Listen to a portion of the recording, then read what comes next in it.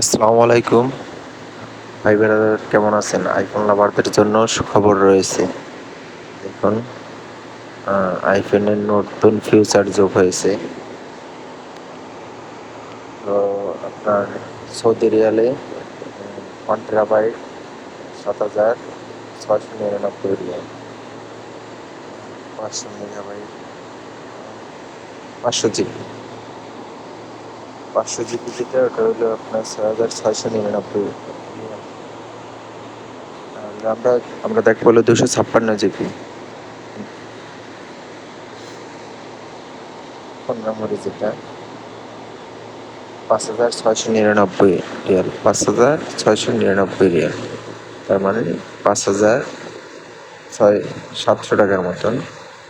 বাংলাদেশ টাকায় কনভার্ট করলে আপনার ৭০,০০০ টাকার মতন আসে। তো বাংলাদেশে গেলে যে লাঞ্চ হলে যে কত